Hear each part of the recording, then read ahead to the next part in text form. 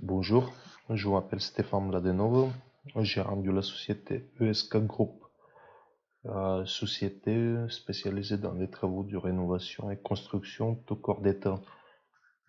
Euh, Dans cette vidéo, qui est une première vidéo d'une série de vidéos, euh, je vous montre la première semaine de travail sur un chantier qui consiste faire une extension de 40 mètres carrés et rénover une bâtisse existante de 60 mètres carrés environ de surface habitable. Dans la première semaine du travail, on commence par faire un bâchage pour qu'on se protège de la pluie, bien sûr.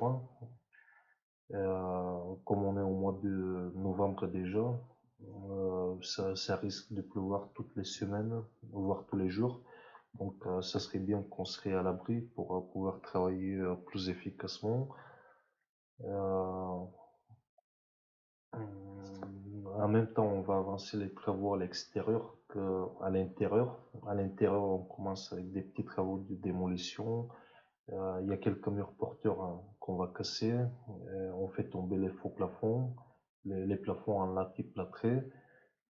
À l'extérieur, je suis sur une mini pelle d'une tonne 2. Euh, c'est une mini pelle qui est assez compacte. En fait, je l'ai choisie parce que c'était la pelle la plus grosse qui pouvait rentrer sur ce chantier.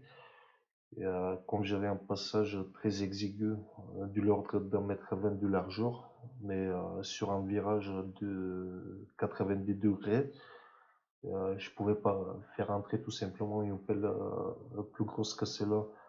Et celle-là, juste pour info, elle arrive à rentrer dans des endroits qui font plus de 83 cm de large. Donc, même pour la faire passer par une porte d'entrée, c'est faisable.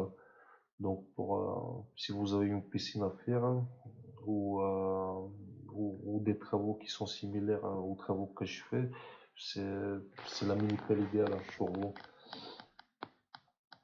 Euh, Voilà, là sur la vidéo, vous voyez, je commence par mettre à part la terre végétale pour pouvoir la rétaler une fois que le chantier est fini. Comme ça, la terre, elle sera nickel, sans aucune souillure.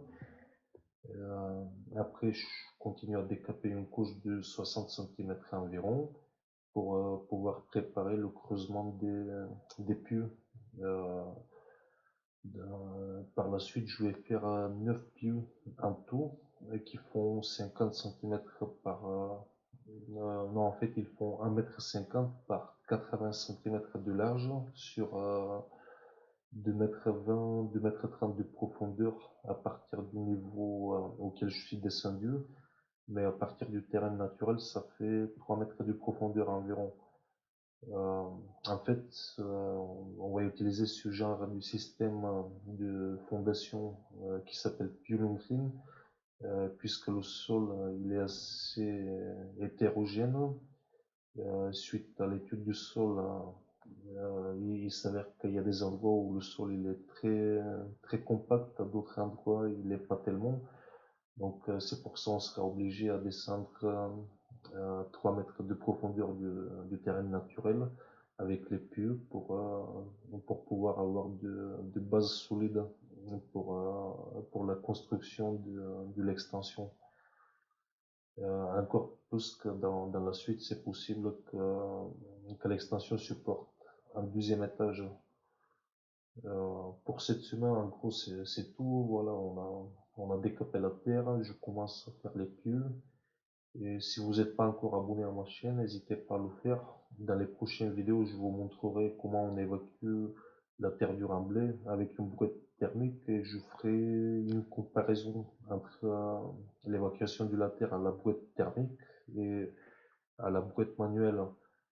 On va se faire une petite compétition. Voilà, n'hésitez pas à vous abonner et à mettre un pouce vers le haut. Et je vous dis à très vite. Bye bye.